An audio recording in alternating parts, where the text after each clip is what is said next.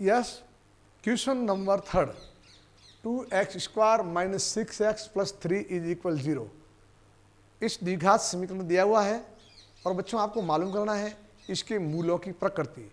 और मूलों की प्रकृति ज्ञात करने के लिए सबसे पहले इसको आपका b² माइनस 4ac जो एक द्विघात समीकरण का विविक्त कर कहा जाता है, डिस्क्रिमिनेट, उसको आपको निकालना होता है। अगर अस्तित्व है तो आपको मूल भी ज्ञात करने। मूल ज्ञात करना बाद की बात है। फर्स्ट ऑफ ऑल सबसे पहले हम लिखेंगे मानक रूप में लिखेंगे, तो हमने लिखा है इसका मानक रूप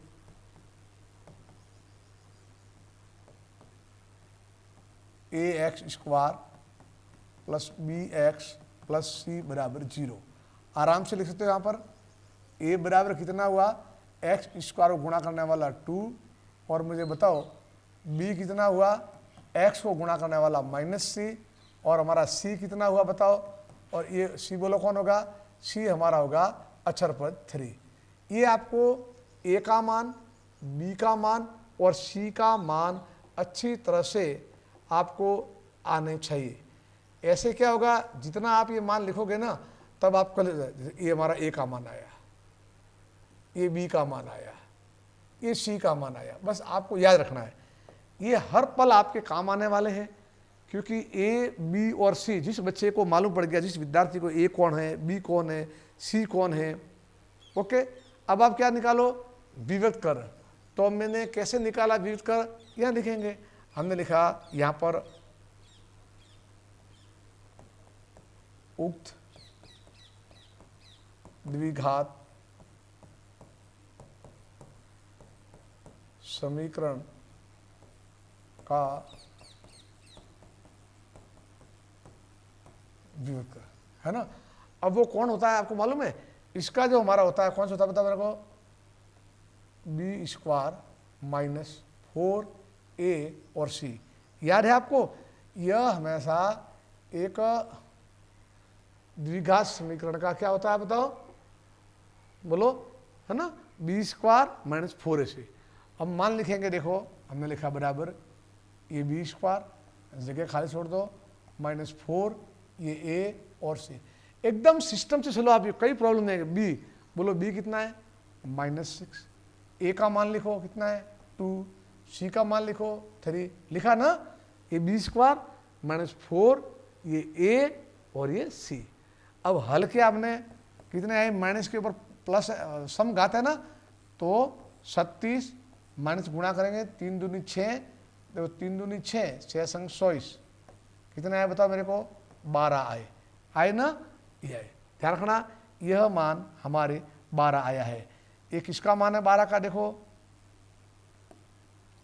ये हमारा आया 12 मान।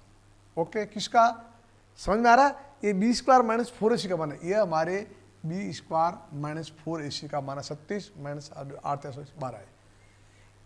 यानी विविक्त कर जो कितना है 12 प्लस है ना, तो प्लस है, इसका मतलब इनके मूलों का अस्तित्व होगा, है ना। तो पहली बात तो लिखो मूलों की प्रकृति, तो हम क्या लिखेंगे, यहाँ लिखना पड़ेगा ना, देखो ये लिखना कि बिकॉज b² माइनस 4ac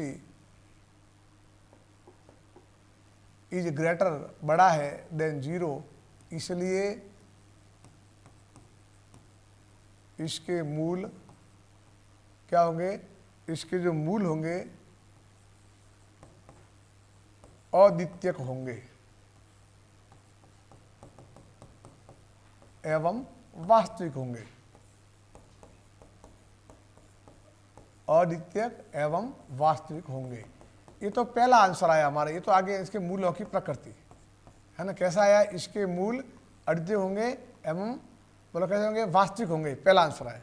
अब कह रहा कि इन मूलों को ज्ञात करो, तो वही अपने को तो द्विघाती फॉर्मूले से निकालना है। अभी कैसे निकालेंगे द्विघाती फॉर्मूले से, इधर आ जाओ। द्विघाती फॉर्मूला क्या होता है, x is equal -b plus minus, समझ रहे हो, plus minus √b² minus 4ac upon क्या होता है 2a। समझ रहे हो, यह हमारा क्या है, यह हमारा द्विघाती फॉर्मूला है। ओके ना। अब इसको हम देखो हल कर देंगे। x बराबर, कोई बात नहीं, अच्छा यहाँ देखिए ये फॉर्मूला आया x is equal minus B plus minus under root B square minus 4ac upon 2a। अब कैसे हल करेंगे, देखो मान रख दो आप यूँ, ये आया बराबर, गलती ध्यान रखना, लंबी लाइन है, पहले खींच लो आप, ये माइनस है, ये b की जगह है, समझ रहे हो, plus minus under root B square minus 4ac, यहाँ मान रखने की जरूरत नहीं, because B square minus 4ac का मान ऑलरेडी 12 आया हुआ है। अब आप यहाँ लिख दो, आराम से लिख दो 12 अपॉन 2a, ये 2 और a। वापिस समझो, कोई भ्रम है, डाउट है तो निकाल दो आप ये। x is equal minus B plus minus under root B square minus 4ac upon 2a। और यहाँ आपको लिखना है x इज इक्वल, ये माइनस तो माइनस, b का जगह खाली पड़ी है, plus minus under root B square minus 4, under root तो मैंने लिख दिया, लेकिन बी स्क्वायर माइनस 4ac का मान 12, कैसे आप देखते लिख दिया 2a। अब लिखो b का मान और a का मान, जरा बताओ मेरे को b का मान कितना है, -6, ये आ गए अपन माइनस के 6 आ गए, लिख दिया 2a। आओ भाई a का मान कितना है, a का मान हमारे पास कितना आया, 2 आया ना, ये मिल दिया 2a, ये लिख दिया 2। ओके, b का मान लिखा और a का क्लियर, कभी गलती नहीं हो जाने से। b कौन है स्पष्ट देख सकते हैं कि b है हमारा -6 है, a और 2 है, स्पष्ट गलती कभी नहीं करनी। अब इसको हल कर दो आप, अब हल करते समय क्या करना, देखो यहाँ भी गलती करते हैं बराबर।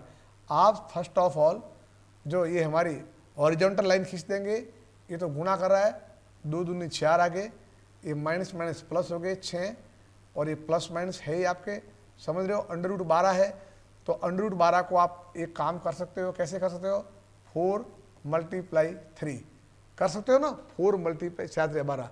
क्यों मैंने किया है, मैंने इसलिए किया है, ये 6, ये प्लस माइनस लंबी लाइन है ही, ये 4 है। अब देखो 4 का ऑलरेडी रूट आ रहा है, कितना 2 है, तो मैंने यहाँ लिख दिया 2, लिख दिया 2। अब अंदर क्या रहे, यहाँ हमारे अंदर रहे अंडर रूट 3। ओके, अब देखो ध्यान से, यहाँ हमारे कुछ विद्यार्थी की नासमझी से गलती कर देते हैं, यहाँ 4 लिखे हुए हैं, यहाँ देख ली ऊपर 2 पद है, 6 और प्लस माइनस 2 अंडर रूट 2, इन दोनों में 2 कॉमन आ रहा है, तो मैंने 2 कॉमन लिया, ये मैंने 2 कॉमन लिया, तो 2 कॉमन आने से 6 में जब 2 का भाग जाएगा तो 3 और प्लस माइनस, ये जो 2 है वो 2 में 2 का भाग है, और आगे प्लस माइनस अंडर रूट 3 आगे ना, ये आए। अब मैंने इसको हल किया, समझो 2 कॉमन आया तो 3 प्लस अंडर रूट 3। अब यहाँ आने पर अपने क्या रहा, 2 का भाग 4 में गया 2 बार।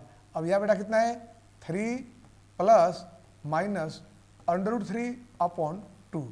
एक्स का मान लिखेंगे, अतः हमने लिखा x बराबर क्या आया बताओ मेरे को, एक बार प्लस मान लो, 3 plus under root 3 upon 2, x बराबर 3 प्लस अंडर रूट 3 अपॉन 2, और लिखो एवं x बराबर 3 माइनस अंडर रूट 3 अपॉन 2। ये दोनों ही इसके मूल है ना, ये दोनों ही जो इसके है वो क्या है, मूल। ये आया हमारा x का मान, और हमारे पास ये भी हमारे x का मान आया, और ये जो दोनों हैं ये बच्चों आंसर है। क्या समझ मालूम पड़ा आपको, बिल्कुल इजी गोइंग में एक सरल तरीके से आपको मैंने समझाने का प्रयास किया है। यहाँ आने के बाद में ये आगे अपने 2 से 3 प्लस माइनस अंडर रूट 3 है, तो एक बार प्लस के मान लो, एक बार अपने माइनस के मान लो, और ये आ गया हमारा आंसर। हो गया क्लियर, आया समझ में, ठीक।